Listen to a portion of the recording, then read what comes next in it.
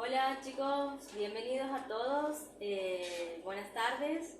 Gracias por asistir a la primera clase del segundo taller de signos vitales, bioseguridad y vías parenterales. Bueno, muchísimas gracias de nuevo. Mi nombre es Ana González, mi compañero Ramiro Meade. En esta primera clase vamos a desarrollar todo lo que es respecto a signos vitales. La idea es que si tienen dudas pueden ir preguntando, que la charla sea, digamos, dinámica, que no se queden con dudas, que vayan preguntando. Bienvenidos a todos. Algo muy importante también es que lo más probable es que tenemos un tiempo limitado en el Meet, ¿sí? Va a llegar un momento que se va a cortar, nosotros les vamos a avisar y les vamos a reenviar el link al grupo, así que quédense tranquilos que si se corta, le volvemos a enviar el link para que nos volvamos a conectar todos, ¿sí? Bien, buenas tardes para todos, ya casi buenas noches serían. Cualquier cosa, como decía la profe Ani, del tema de que si tienen alguna duda o algo nos pueden ir consultando a través del chat. Tenemos una de nuestras colaboradores que es Cande, que ella nos va a ir leyendo las preguntas, así que por ahí de fondo la van a escuchar a ella también. Agradecemos también a Cande por la ayuda y la participación. Y bueno, vamos a comenzar con el segundo taller. ¿Bien? Vamos a empezar con signos vitales, ¿sí? Vamos a empezar a hablar por la definición de qué son los signos vitales y por qué es tan importante que los conozcamos y aprendamos o sepamos medirlos, ¿sí? Vamos a empezar por la definición de signos, ¿sí? Los signos son todos aquellos parámetros objetivos en que nosotros podemos medirlos, podemos comprobarlos, podemos corroborarlos a través de la palpación, a través de la vista, a través de elementos que nos ayudan a medir o a controlar ciertos parámetros. A diferencia, ¿no es cierto? Aquí vamos a hacer un parate importante para diferenciar lo que es un signo de un síntoma y de un síndrome, ¿sí? Como he dicho recién, los signos son algo que nosotros podemos medir, algo que es objetivo, a diferencia de un síntoma, que es lo que las personas o el paciente refiere, algo subjetivo, algo que nosotros no lo podemos comprobar. Por ejemplo, un dolor de cabeza, un dolor abdominal, un dolor de pecho, es algo que el paciente te relata que lo siente, que está sintiendo, teniendo esa sintomatología, pero nosotros no podemos medirlo. Nosotros no podemos medir un dolor de cabeza, no podemos medir un dolor de panza. A diferencia de un signo, que por ejemplo lo podemos evaluar, como por ejemplo el vómito, ¿sí? El vómito es algo que nosotros vemos, algo que se puede comprobar, algo que nosotros estamos verificando que es un vómito. A diferencia, por ejemplo, de la náusea. El paciente dice: siento náuseas, pero nosotros no medimos las náuseas. Pero el vómito sí, lo podemos ver. Ahí tenemos un signo, que sería el vómito, y las náuseas, un síntoma. Entonces, los signos vitales son todos aquellos parámetros que los vamos a poder evaluar, comprobar, ¿sí? ¿Y por qué vitales? ¿Por qué es importante esta palabra? Porque va a medir o nos va a ayudar a evaluar la vitalidad del paciente o de la víctima o de la persona que estamos evaluando, ¿sí? Nosotros vamos a poder constatar a través de esa medición el estado de la persona. No quiere decir que siempre va a estar enfermo, porque podemos medir los signos vitales, podemos medir una frecuencia cardíaca, podemos medir la temperatura y estar dentro de lo normal, y eso nos orienta a que es una persona estable, o también si están alterados nos va a indicar que hay alguna patología o que hay alguna enfermedad, ¿sí? Entonces, síntoma, a lo que el paciente refiere, subjetivo; signo, a lo que lo podemos medir, comprobar, que es objetivo, ¿sí? Y el síndrome va a ser el conjunto de estos dos, un conjunto de signos y síntomas, ¿sí? Algo que se van a manifestar las dos por igual, o sea, las dos vamos a poder evaluar signos y síntomas. Bien, aquí como decía Ani, aisladamente los signos y los síntomas, digamos, esto nos va a llevar a un conjunto que van a ser síndromes. Estos síndromes nos van a ayudar o nos van a orientar a que nosotros tengamos cierta idea de una patología específica. Digamos, si nosotros juntamos los signos que podemos objetivizar, que podemos medir, más los síntomas que es subjetivo de lo que el paciente nos va relatando, nosotros nos orienta o nos da una idea de qué probable patología sea. Entonces, a base de estos síndromes, nosotros ya podemos, digamos, ir identificando ciertas patologías específicas que después, con los estudios complementarios, vamos a corroborar si la sospecha clínica que teníamos era acertada o no, confirmando con otros métodos complementarios, que generalmente son métodos de imágenes, de laboratorios. Exactamente. ¿Bien? Bien, ¿vamos entendiendo hasta aquí? ¿Alguna pregunta? Sí. Bueno, seguimos entonces, ¿sí? Bien, dentro de los signos vitales vamos a encontrar 4 que son los son los parámetros esenciales que tenemos que medirlos. Vamos a tener la temperatura, la frecuencia cardíaca, la frecuencia respiratoria y la presión arterial. Esos son los 4 signos vitales. Temperatura, frecuencia cardíaca, frecuencia respiratoria y presión arterial.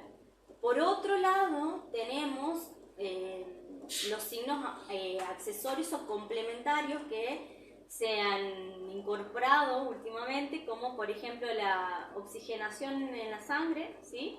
Y la glucemia, ¿sí? Eso lo vamos también a desarrollar hoy, pero recuerden que son signos accesorios o signos complementarios que con la medida que vayamos desarrollando vamos a ver en qué situaciones las podemos medir. Por ejemplo, la oximetría es lo que se ha implementado mucho últimamente con la pandemia, con el COVID, ¿sí? Que teníamos que medir la saturación de oxígeno, cómo iba saturando el paciente referido a problemas respiratorios, ¿sí? Eso ya lo vamos a ver más profundamente a medida que vayamos desarrollando los temas, ¿sí?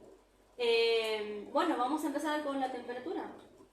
Bueno, comencemos con la temperatura, si no queda otra. Bueno, chicos, disculpen que por ahí estoy comiendo, tengo un poquito de hambre, por ahí todavía no he merendado, así que por ahí me van a ver que estoy comiendo. Aparte es habitual en mí, como todo el tiempo, así que bueno. Bueno, comencemos, chicos. Uno de los primeros signos vitales que nosotros tenemos es la que hemos desarrollado anteriormente, que Ani ha estado comentando, es la temperatura arterial. No, la temperatura corporal, perdón. Sí, está con hambre. Bueno, digamos, la temperatura corporal representa un equilibrio en el organismo entre la producción de calor y la pérdida de calor. Uno sería la termogénesis, que es la producción de calor, y la termolisis, que es la pérdida de calor. Digamos, hay un equilibrio, digamos, muy finito y preciso entre lo que perdemos y lo que se genera de calor en el organismo como producto de metabolismo celular. Bien, bueno, la termorregulación, esto que estábamos diciendo, este equilibrio está dado principalmente o regulado por un órgano central que es el hipotálamo, que está precisamente en una glándula que está ubicada en la base del cerebro. Esta glándula, además que la función principal que tiene de la regulación de la temperatura, el hambre y la sed principalmente, se encarga tanto de, bueno, como habíamos dicho, de la regulación principalmente. Bien, la temperatura corporal se puede medir en 2 unidades de medida. La que nosotros ocupamos generalmente, que habremos escuchado siempre, la unidad de medida es grados centígrados. Después también, si nosotros por ahí bajamos una bibliografía estadounidense o de otra parte del continente, por ahí vamos a encontrar que la temperatura también está referida o cuantificada o medida en grados Fahrenheit. Por ejemplo, ahora es muy común escuchar este tema, quizá, no sé cuántos grados Fahrenheit sube. Bueno, está hablando de la temperatura. Bien, esas dos son las unidades de medida principales que nosotros tenemos. Bien, grados centígrados y grados Fahrenheit. Ahora, ¿cuáles son los mecanismos de producción y pérdida de calor? Los mecanismos de producción nosotros vamos a tener, primero, uno de los grandes productos de calor es la actividad muscular. Eso quiere decir que a mayor metabolismo, esa célula comienza a producir mayor movimiento, producen liberación de calor. Bien, ahora, hormonas, por ejemplo, cuando hay un hipertiroidismo, cuando hay también un aumento de la hormona tiroides, también se produce calor. La fiebre también produce calor. Otras drogas, principalmente como, por ejemplo, puede ser cocaína, puede ser éxtasis, puede ser feninciclina, que es una droga que en los años más o menos 80 era el boom de la droga, que se la conocía como polvo de ángel, que es muy similar. Por ahí hay algunas películas, creo que Gangster Americano trata de eso, de ese polvo de ángel, que bueno, que es una droga que también uno de los aceleradores de metabolismo que producía calor. Y después otro también que es muy común, por ejemplo en los intentos de suicidio, el consumo de aspirina. La sobredosis de aspirina produce también un aumento en la producción de calor. Bien, ¿hasta aquí alguna duda? ¿Algo, chicos? ¿Preguntas?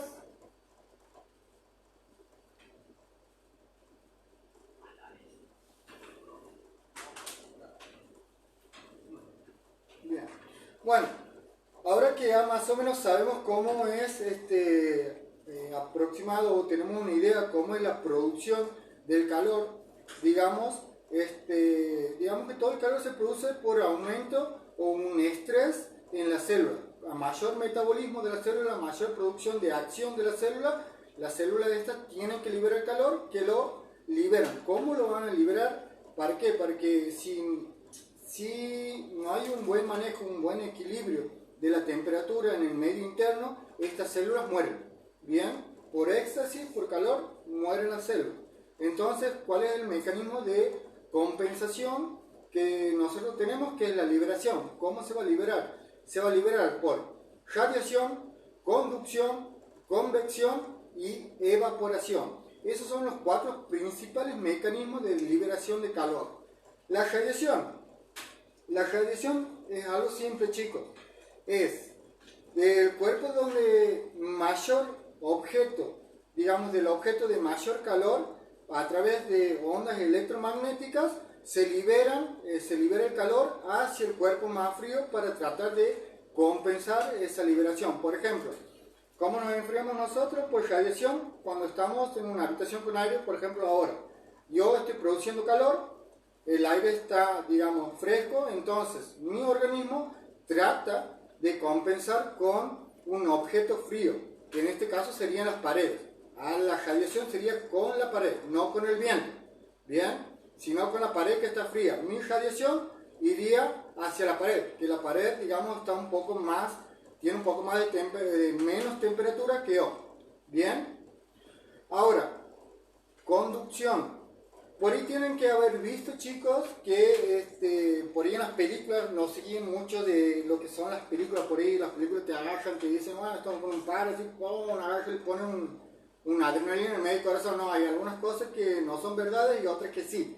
Por ejemplo, cuando ven en alguna película, por ejemplo, de que hay una hipotermia y que la otra persona la desnuda y la abraza, bueno, sí, eso sí tiene un poco que ver, que es la conducción, que va desde un objeto de mayor temperatura a un objeto de menor temperatura. Bien, eso es por contacto directo. Ahora, ¿por qué le digo que tampoco es tan así? Bueno, porque se tiene que ver el ambiente que esté controlado, porque si no la otra persona sufre hipotermia también. Bueno, en fin, ya vamos a llegar hasta ese punto. En realidad, para que le quede más claro lo que es, digamos, la pérdida de calor por conducción, es el típico caso que nosotros hacemos cuando queremos bajar la temperatura, ¿sí? Cuando uno está con fiebre, cuando estamos con fiebre, que es lo que los métodos físicos para bajar la temperatura son los pañitos de agua o los pañitos húmedos en la frente, ¿sí? Entonces, el paño, ¿sí?, está más frío que mi cuerpo. Entonces, ¿qué va a hacer el calor? El calor que está producido en exceso en mi cuerpo, porque en este caso estoy con fiebre, va a ser desde mi cuerpo que está caliente, va a conducirse esa temperatura o ese calor, en realidad, a el paño que va a estar más frío. Eso para que quede más claro lo que es la conducción. Siempre contacto directo, una superficie con otra, ¿sí?, va a pasar de mayor temperatura a menor temperatura. Y ahora, como les dice Rami, cuando veamos hipotermia, vamos a ver cómo es uno de los mecanismos para prevenir y evitar de que los pacientes tengan, de que les baje la temperatura, que bueno, que es un tema, es muy difícil después de subir, o sea, de compensar la hipotermia, siempre hay que evitarla, pero después lo vamos a desarrollar más específicamente.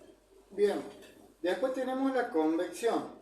La convección aquí, chicos, es algo muy similar a lo que es la radiación, pero la radiación hay que tener en cuenta que son dos objetos, uno de mayor y otro de menor temperatura, sin contacto. Bien, la convección, la convección generalmente se da por flujos de aire. Para que entiendan, flujo de aire nunca roza contra la piel, sino que es con lo que roza contra las moléculas, digamos, que se produce una barrera de iones entre la piel y el aire. Entonces, ¿qué es lo que hace? El aire arrastra las moléculas de aire. Bien, eso es convección, que el aire pasa por una superficie y arrastra las moléculas de calor. Bien, eso también es una, digamos, forma de liberación de calor, la convección. Y por último tenemos la evaporización. Exactamente, bien. Que es lo que sería la transpiración y la perspiración. La perspiración es, digamos, el aire que nosotros sacamos, cuando están con fiebre, una de las formas de perspiración es, digamos, sacar el aire interno caliente. Bien, esa es una forma, digamos, también de liberación, la perspiración y la transpiración. Bien, bueno, después tenemos también, como habíamos dicho anteriormente, para ser un poquito más específico, en lo que es la modificación de la temperatura. ¿Qué factores van a modificar esta temperatura? La edad, las variaciones diurnas, la actividad física, hormonas, el estrés, el ambiente y procesos patológicos. Bueno, los procesos patológicos principalmente son infecciones, cualquier tipo de infecciones, nos van a dar aumento de presión, de temperatura, procesos autoinmunes, también procesos tumorales, también nos van a dar aumento de presión. Bien, de temperatura, perdón chicos. El ambiente, el extremo de los ambientes también. Si el ambiente es muy extremo, por ejemplo, Santiago del Estero tenemos temperaturas muy altas, modifica nuestra temperatura también va a aumentar. Si después otros climas, por ejemplo, muy fríos, por ejemplo, lo que sería Ushuaia, lugares así, nuestra temperatura también se modifica disminuyendo la temperatura. Bien, el estrés, vuelvo a decirle, como es una hiperactividad metabólica, lo primero que se produce es aumento de temperatura también. Y ciertas hormonas, también como la adrenalina, la noradrenalina, la hipotiroxina, que son hormonas específicas que van a hacer que la temperatura también aumente a valores, digamos, basales o semibasales, ¿bien? Después, bueno, como habíamos dicho anteriormente, la actividad física la edad. Los extremos de la vida, niños y adultos mayores son más propensos a los cambios extremos de temperatura.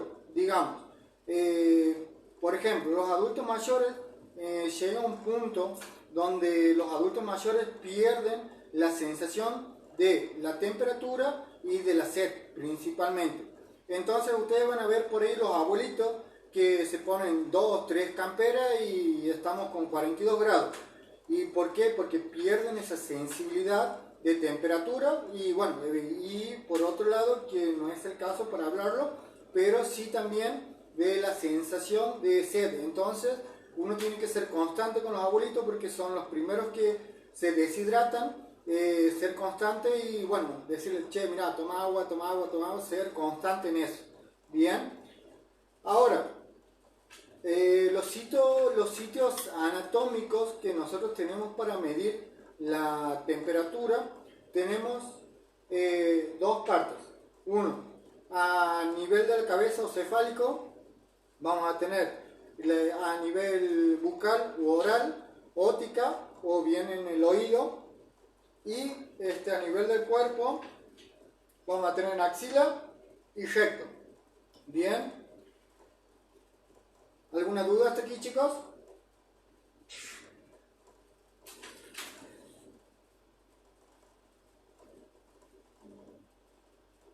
Bien.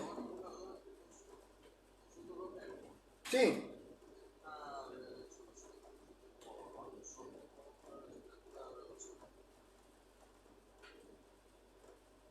¿Me puedes volver a repetir la pregunta? No te he escuchado bien, un poquito más fuerte. Bueno, profe, disculpe, estoy trabajando, estoy en la vía pública, por eso estoy conectado. Bueno, la pregunta es, con sol extremo, acá en Chaco, soy de Chaco, que estuvimos hace 2 días con calores extremos y la persona se compensa por la alta temperatura que está bajo el sol. ¿Cómo regula la temperatura de esa persona? Bien, primero para regular, digamos que todavía no ha llegado al golpe, digamos, de calor, que ya tiene que hacer el tratamiento intrahospitalario. Lo que harías antes es tratar de enfriar a la persona. Primero la vas a colocar en un lugar que no esté expuesta al sol. Después lo que vas a hacer es tratar de poner en un lugar frío, poner paños de agua fría o digamos refrigerantes en puntos específicos, frente a axila. Si eso no funciona ya y digamos ya tienes que hacer tanto un tratamiento intrahospitalario que sería digamos colocar reposición de fluidos, principalmente de solución fisiológica o solución dextrosada, lo que puedes hacer también ya pero en un lugar controlado es inmersión en agua fría. Ese es otro tema, ese es otro punto también que puedes hacer. Por ahí la inversión de agua fría es algo muy utilizado actualmente, más que todo también para la recuperación de jugadores, para la liberación de diferentes toxinas que se generan cuando hay una hiperactividad muscular. Esa es otra opción, inversión en agua fría. Pero lo que estaría a tu alcance sería poner un lugar que no esté expuesto al sol, un lugar, digamos, en lo posible, una habitación con aire. Segundo, colocar paños de agua fría o refrigerantes envueltos en un trapito en la frente y en la axila, y con eso vas a tratar de compensar, digamos, o restaurar la temperatura, ¿bien? De lo que hablábamos anteriormente. Por ahí si vos ahí en lo que yo te estoy tratando de decir, te estaría diciendo radiación, convección, radiación, convección y conducción. Serían los 3 puntos específicos y principales que vos tendrías que hacer en este caso para tratar de restablecer la la temperatura. O sea, para ayudar a la pérdida de calor sería. Exactamente. La transpiración seguramente ya lo ha estado haciendo, digamos, ha sido el primer mecanismo compensatorio que ha tenido la persona cuando ha estado expuesta al calor. Pregunta, ¿se puede producir un shock térmico? Muchas gracias por la respuesta. La consulta era porque me hicieron una consulta el sábado, un chico personal policial de infantería acá en Chaco, y ellos pasan a veces están sobre ruta en manifestaciones y por ahí algunos compañeros se descompensan por el fuerte golpe de calor. Por eso era la pregunta. Bien, bueno, ahí más o menos creo que he podido responderte cuáles serían las maniobras básicas o principales prehospitalarias que vos deberías hacer junto con tus colegas para evitar llegar a un shock térmico. Ahí me habían hecho una pregunta, por favor, Cande. ¿Se puede producir un shock térmico? Sí, puede producir un shock térmico cuando hay una hiperpirexia o una hipertermia, cuando hay más de 42 grados centígrados. Ahí sí hay otro tipo de shock, que van a venir convulsiones, pérdida de conocimiento, desequilibrios hidroeléctricos.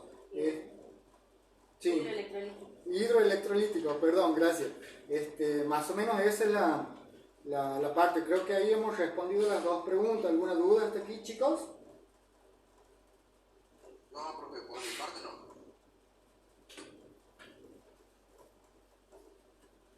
Ahí no sé quién ha contestado la pregunta. ¿Sí? ¿Está? Bien. Bueno, seguimos entonces. Recuerden. Por ahí, chicos,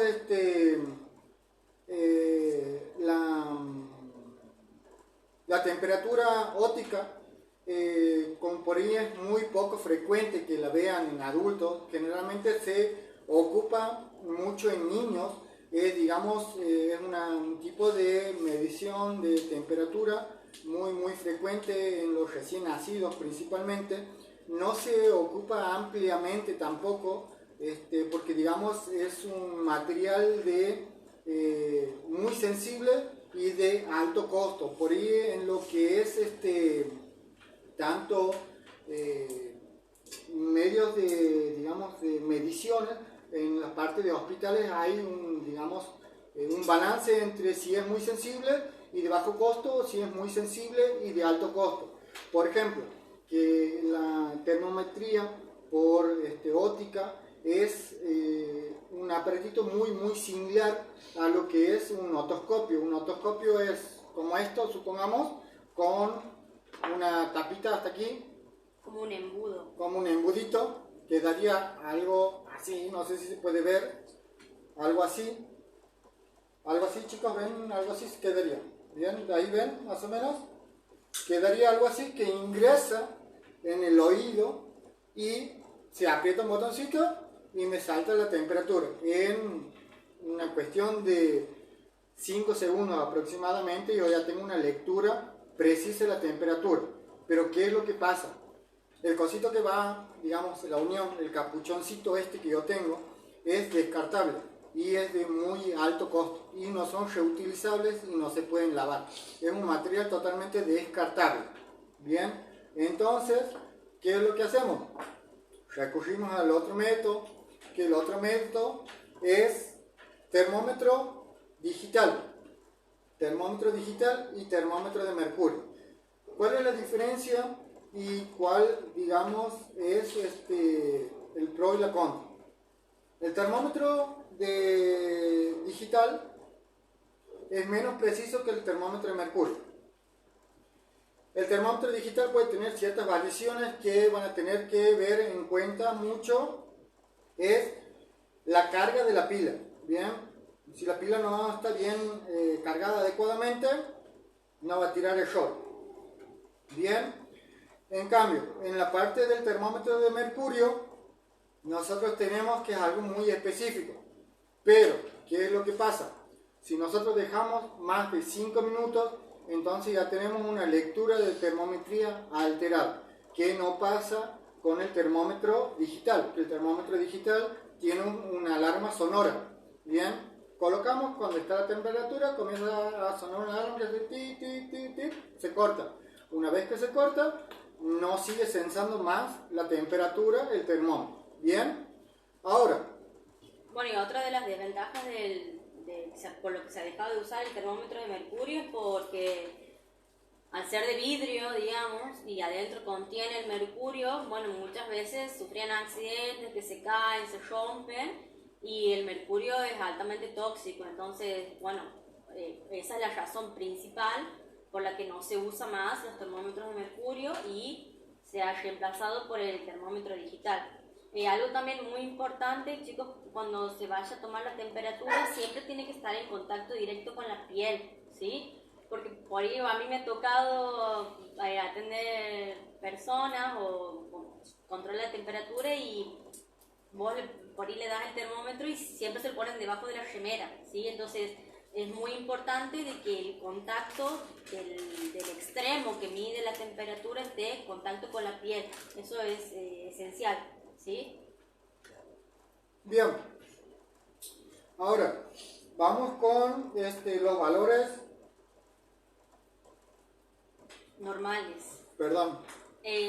Bueno, yo quiero aquí aclarar, aportar, digamos, de que todo lo que mientras vayamos desarrollando todo lo que son signos vitales, cada uno que vamos a ir desglosando cada signo vital, es muy importante que entendamos de que todos los signos vitales tienen un rango. ¿Qué quiere decir? Un rango de normalidad. ¿Qué quiere decir? Que dentro de sus valores normales o basales va a haber un máximo y un mínimo. Eso es muy importante. No es que hay un solo número que indica que es lo normal. No. Siempre hay un parámetro. Un mínimo y un máximo, y todos los numeritos que están dentro de ese mínimo y ese máximo van a pertenecer o van a estar o ser valores dentro de lo normal, ¿sí? Entonces eso es algo que por ahí vamos a ir aclarando a medida que vayamos desarrollando. Ahora, ¿por qué cuando ahora Rami les va a decir cuáles son los valores normales de temperatura? ¿Por qué es importante mantener una temperatura o un valor de temperatura o un rango de temperatura normal? O sea, ¿por qué tenemos que tener cada especie, digamos, cada especie de... No, especie humana no, nosotros, o sea, cada especie de animales, de humanos, cada especie tiene una temperatura. Por ejemplo, los anfibios, ellos son de sangre fría, digamos. Nosotros necesitamos mantener cierta temperatura entre generalmente 36 grados y 37 grados. ¿Por qué es importante que nuestro cuerpo mantenga esa temperatura? Es importante ¿para qué? Para que las células, nosotros estamos formados por billones de células, para que las células que están formadas por proteínas, ¿sí?, puedan desarrollarse y puedan trabajar normalmente. ¿Qué pasa cuando nuestro cuerpo cambia la temperatura? ¿Se va más allá de lo normal o baja menos de lo normal? Esas proteínas o esas células comienzan a funcionar o estar, claro, no están estables. Entonces, nuestro cuerpo necesita mantener una temperatura a través de la termogénesis y la termolisis que hemos explicado hace rato para que nuestras células puedan funcionar y desarrollar cada una su función específica, ¿sí? Esa es la razón de por qué siempre tenemos que mantener valores en un rango, ¿sí? Bien, ¿cuál es, digamos, el rango de normalidad? El rango de normalidad que nosotros vamos a tener de la temperatura es de 36 a 37.4 grados centígrados. Bien, hago este hincapié mucho en grados centígrados. ¿Por qué? Ustedes a la hora después de informar, cuando colocar alguna tarjeta de triage o informar desde la parte de enfermería a otro enfermero o a un médico, tiene que estar colocado siempre en qué unidad de medida se lo hace. En este caso, lo más común que nosotros vamos a hacer es grado centígrado. Entonces, el grado de rango de normalidad o normotérmica de la temperatura, digamos la normalidad de la temperatura, sería de 36 grados a 37 grados centígrados. Bien, por abajo de 36, menor a 36 grados centígrados, ya comenzamos con hipotermia. Aquí nos vamos a ponernos a explicar diferentes mecanismos o diferentes niveles de hipotermia, sí que tengamos en cuenta algo muy importante. Cuando uno de los primeros mecanismos de compensación del organismo es compensar los temblores, ¿bien? Cuando uno comienza con temblores, eso quiere decir que nuestra temperatura está bajando, eso ya es una alerta, digamos, ¿por qué? Recuerden que el aumento de calor era aumento por actividad muscular. Nosotros al temblar hacemos movimientos involuntarios, digamos, temblamos a mayor actividad muscular, mayor aumento de temperatura. Ese es el primer nivel de compensación del cuerpo para evitar a la hipotensión, ¿bien? Hipotermia. A la hipotermia. No sé qué me está pasando hoy, me estoy confundiendo en los términos. En la hipotermia, bien. Después, bueno, si nosotros no vemos eso, no lo tomamos como signo de alerta, después comienzan otros tipos de descompensaciones como disminución en la frecuencia cardíaca, disminución en la conciencia, lentecimiento del flujo sanguíneo, shock térmico, muerte. ¿Bien? Está quedando 15 minutos de transmisión. Bien, otra cosa, chicos.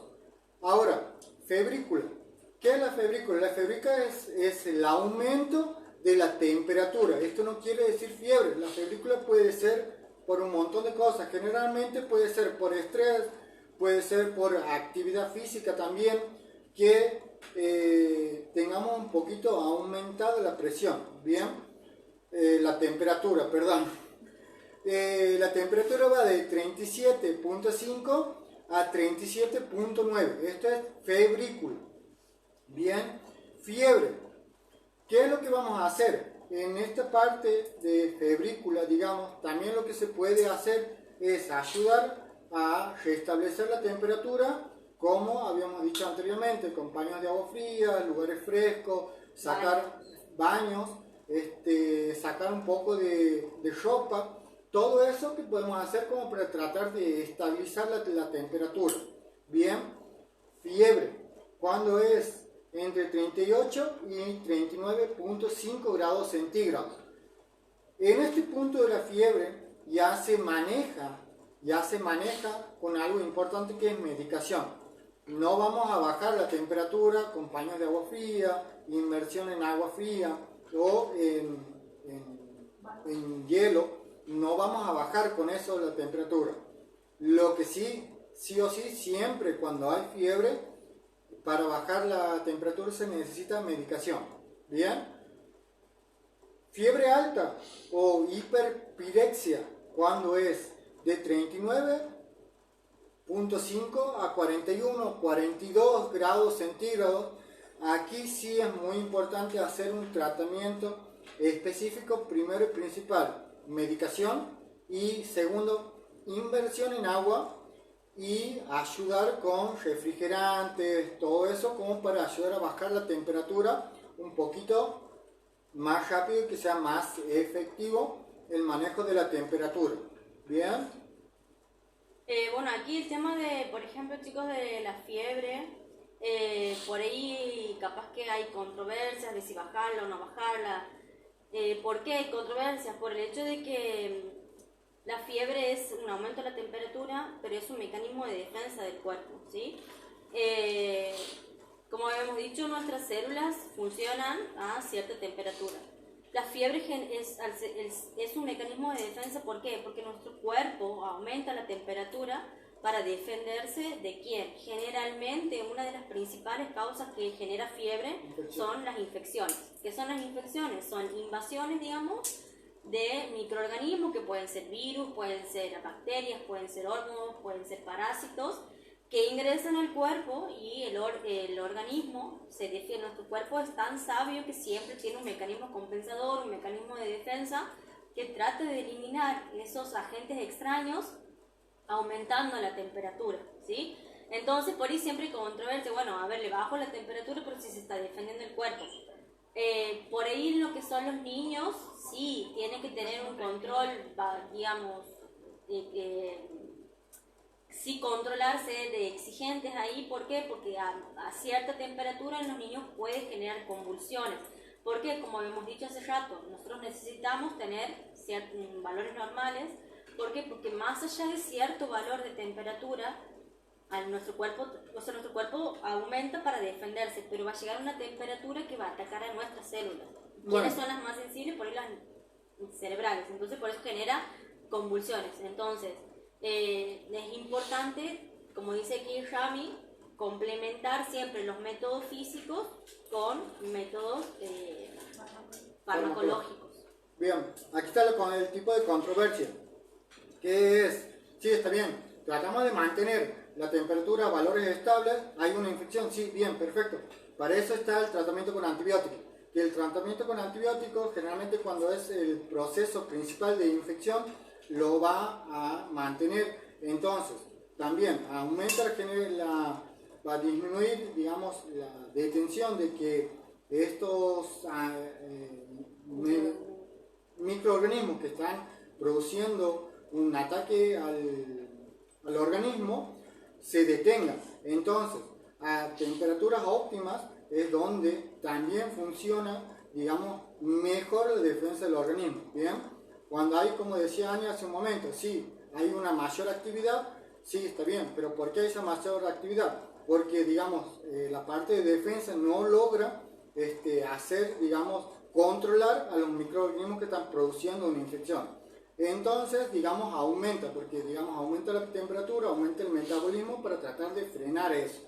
Ahora, si nosotros no frenamos, como decía Annie anteriormente, cuando se produce una hiperpirexia o aumento de fiebre a niveles muy altos, ya se produce una lesión autoinmune. Eso de tanto generar tanto mecanismo de calor va a producir que nuestras propias células se destruyan.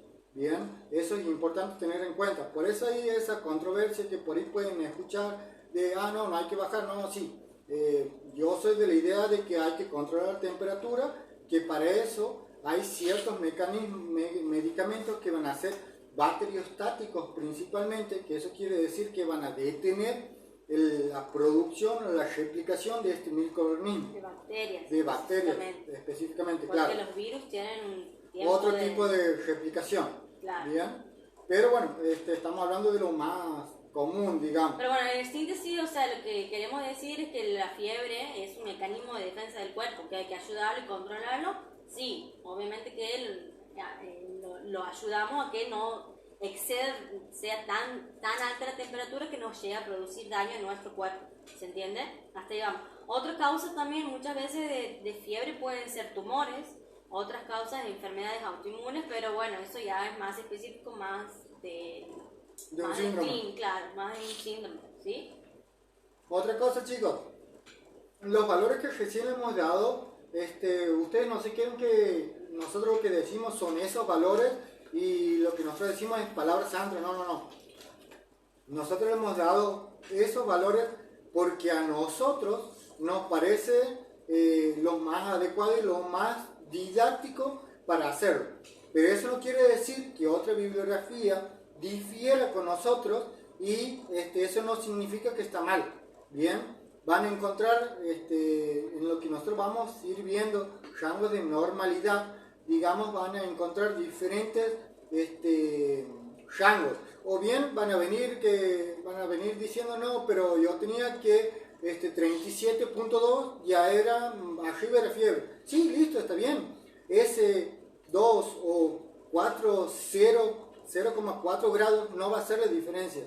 ¿Se entiende? Ahora, si ustedes me dicen, no, que 36 grados tienen como fiebre, que a partir de 38 o 37,9, ahí sí ya estamos en un problema. La bibliografía, una de las bibliografías no está mal, digamos, está totalmente errada. ¿Se entiende, chicos? Cuando hay pequeñas diferencias, no significa que una sea mejor que la otra, sino que por ahí hay diferentes tipos de análisis o de estudios o de aplicaciones diferentes. ¿Bien? Bueno, chicos, están quedando 7 minutos de conexión. Vamos a cortar ahora aquí para no que quede cortado en el próximo tema y van a tener un poquito de paciencia y le vamos a pasar nuevamente el link así se pueden unir nuevamente. Lo que sí, como nos quedan 7 minutos, ¿tienen alguna duda, alguna pregunta hasta aquí, chicos? ¿Alguna sugerencia?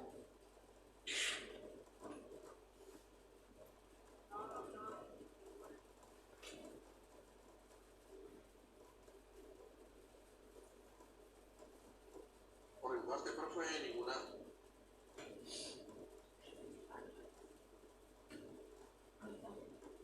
Dice, lo normal de un lactante, ¿cuánto sería? Y un lactante, mira, por ahí el tema de los lactantes, digamos, un poquito más específico. Más que todo en la temperatura con normales, digamos, con una normotermia, generalmente se manejan casi muy similares a los valores normales, digamos, de 36 a 37,4. Por ahí un poquito menos es normal. ¿Qué es lo que tienes que tener en cuenta en el niño? En los recién nacidos, en los lactantes, es que, digamos, la capa de piel que ellos tienen todavía no está muy desarrollada, entonces son muy propensos a perder temperatura, ¿bien? Eso es lo que tienes que tener cuidado mucho en la pérdida de calor. Por eso siempre vas a ver los niñitos que siempre están muy envueltos con la sábana. Son muy propensos a perder temperatura los niños. Claro, esto cuando los recién nacidos, sobre todo, siempre tienen gorrito, ¿sí? ¿Por qué? Porque una de las principales fuentes de pérdida de calor de los recién nacidos, de los lactantes, es la cabeza, Y los ¿sí? pies. Entonces siempre van a ver que están con gorritos. Otra cosa para justificar de por qué ponemos los trapitos húmedos para bajar la temperatura en la frente, en la axila, en la ingle, es porque esos son los lugares o los puntos de mayor pérdida de calor, ¿se entiende? Entonces, esa es la justificación de por qué lo ponemos ahí y no lo ponemos en la panza, por ejemplo, no lo ponemos en las piernas. No, lo ponemos en sitios específicos porque por ahí se pierde más calor. Lo mismo cuando en la época de pandemia que íbamos a todos lados y que nos tomaban la temperatura con la pistolita. Bueno, por ejemplo, a todos nos deberían haber tomado en la cabeza, ¿sí? No en la mano o aquí en la muñeca, que tomaban a todos. ¿Por qué no la muñeca? Porque la principal fuente de calor es la cabeza. Y ahí sería lo más correcto que hubiese sido que todos tendrían que haber tomado en esos lugares, digamos. Siempre hay una justificación para, digamos, todos los métodos que vamos a ir desarrollando ahora, ¿sí? ¿Alguna duda más?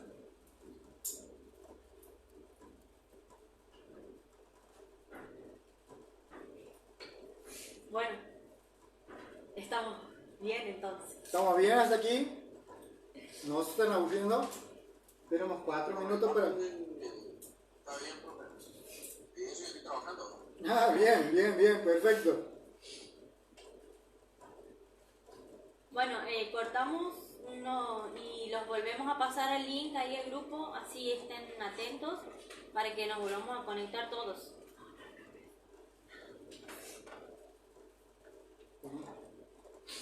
Ya le pasamos el link, chicos, en un segundo.